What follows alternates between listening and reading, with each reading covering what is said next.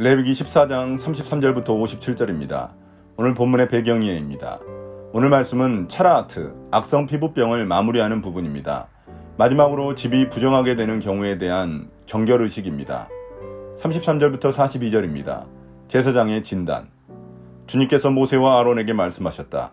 나 주가 너희에게 유산으로 준 가나안 땅으로 너희가 들어가서 그 땅을 차지하였을 때 나 주가 내린 악성 곰팡이가 너희가 유산으로 받은 땅에 있는 어떤 집에 생기거든 그 집 임자가 제사장에게로 가서 집에 곰팡이가 보인다고 알려야 한다. 그러면 제사장은 그 곰팡이를 살피러 가기에 앞서 그 집안 사람들에게 지시하여 그 집을 비우게 하여야 한다. 그래야만 그 집안에 있는 모든 물건이 부정하다는 선언을 받지 않을 것이다. 제사장은 집을 비운 다음에 집 안으로 들어가서 살펴보아야 한다. 제사장은 곰팡이가 퍼진 곳을 살펴보아서 그 집 벽에 곰팡이가 퍼져 있고 그 자리에 푸르스름하거나 불구스름한 점이 생겼고 그 퍼진 자리가 벽면보다 우묵하게 들어갔으면 제사장은 그 집 문 바깥으로 나가고 그 집을 이레 동안 잠가두게 하여야 한다. 이레째 되는 날에 제사장이 다시 가서 보고 그 곰팡이가 그 집 벽에 퍼졌으면 제사장은 사람들에게 지시하여 곰팡이가 묻은 돌을 빼내서 마을 바깥에 부정한 곳에 버리도록 하여야 한다. 제사장은 또 사람을 시켜서 그 집 벽을 돌아가며 긁어내게 하고 그 긁어낸 흙도 다 마을 바깥에 부정한 곳에 버리도록 하여야 한다. 그러고 나면 사람들은 다른 돌을 가져다가 그 빼내 버린 돌이 있던 자리에 채워놓고 다른 흙을 가져다가 그 집 벽에 발라야 한다. 갑자기 주님께서 모세와 아론에게 말씀하시는데 이는 오늘 말씀이 13장의 연장선 위에 있다는 의미입니다. 또한 현재 이스라엘 백성들은 광야에서 천막 생활을 하고 있습니다. 그런데 본문의 주된 관심은 흙벽돌이나 돌로 만든 집에 생기는 색점을 다루고 있기 때문에 이스라엘 백성들이 가나안 땅을 차지하고 집을 지어 정착한 미래 시점을 내다보고 하신 말씀입니다. 집에 곰팡이가 발생했을 때 주인은 즉시 제사장에게 알려 제사장이 진단할 수 있게 해야 합니다. 또한 집주인은 제사장이 집을 방문하기 전에 집에 있는 모든 것을 비워야 합니다.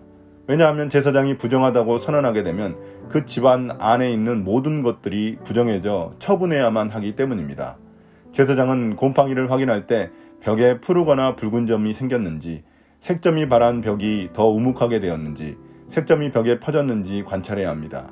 이런 색점이 발견되면 제사장은 즉시 7일 동안 집을 폐쇄하고 색점이 퍼진 부위의 돌들을 제거하여 진영 밖에 버려야 합니다. 색점이 발견된 벽돌만 제거하고 그곳은 다른 벽돌로 대체할 수 있습니다. 43절부터 47절입니다. 부정하게 된 집에 대한 조치. 돌들을 바꾸고 벽을 긁어내어 다시 바른 다음에 곰팡이가 집안에 다시 퍼졌으면 제사장이 가서 보아야 한다. 곰팡이가 정말 집안에 퍼졌으면 그것은 건물에 생긴 곰팡이이다. 그 집은 이미 부정하게 되었다. 집 임자는 그 집을 헐고 돌과 제목과 집 건물의 흙을 모두 다 마을 바깥에 부정한 곳에 내다 버려야 한다. 특히 그 집을 잠가둔 동안 그 집에 들어간 사람은 그날 저녁 때까지 부정하다. 그 집에서 누웠던 사람은 옷을 빨아서 입어야 하고 그 집에서 음식을 먹었어도 옷을 빨아서 입어야 한다. 이제 제사장이 집에 있는 색점을 발견하고 조치를 취한 후에도 다시 곰팡이 색점이 발견되면 제사장이 진단한 이후 집을 모두 헐고 돌이나 나무, 흙 전체를 성 밖에 버려야 합니다. 집이 폐쇄되었는데도 집에 들어간 사람이 있다면 그 사람은 저녁 때까지만 부정해집니다. 그러나 그 집에서 잠을 자거나 음식을 먹은 사람은 옷을 빨아 입어야 합니다. 48절부터 53절입니다. 회복된 집의 정결의식. 그러나 제사장이 가서 살펴보고 벽을 다시 바른 다음에 그 집에 곰팡이가 다시 퍼지지 않았으면 이미 곰팡이가 없어진 것이므로 제사장은 그 집을 정하다고 선언하여야 한다. 이제 그 집을 정하게 하여야 하므로 제사장은 새 2마리와 함께 백향목가지와 홍색 털실 한 뭉치와 우슬초 한 포기를 가져오게 한다.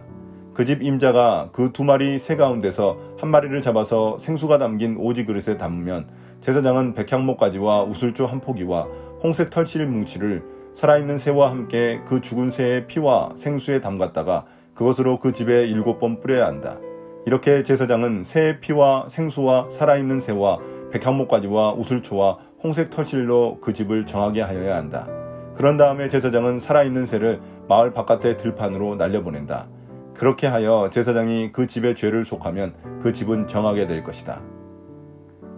반면 그렇게 조치를 취한 이후 색점이 더 이상 발견되지 않는 집은 제사장이 다시 진단해서 그 집이 정결하다고 선언해야만 합니다. 그러면 그 집을 정결하게 하기 위해 새 2마리, 백향목, 홍색실, 우슬초를 가지고 와서 새 1마리를 잡아 생수가 담긴 그릇에 담습니다. 그 후 우슬초를 그릇에 담긴 새의 피에 적셔서 집에 7번 뿌립니다. 백향목, 홍색실, 생수 모두 생명을 상징하며 피를 7번 뿌리는 것은 온전하게 정결해졌다는 것을 의미합니다. 또한 남아있던 살아있는 새에게도 우슬초로 피를 바르고 그 새를 성밖들에 놓아줍니다. 죽은 새의 피를 바르는 것은 부정함을 전가하는 것이고 성밖들에 놓아주는 것은 죄에서 자유를 얻었음을 의미합니다. 이처럼 절차는 악성 피부병에 걸렸다가 나은 사람의 경우와 거의 동일합니다. 다만 기름 바르는 의식만 빠졌을 뿐입니다. 또한 사람의 경우가 아니기 때문에 제사 의식은 필요 없습니다. 54절부터 57절입니다. 차라하트에 대한 종합적 결론.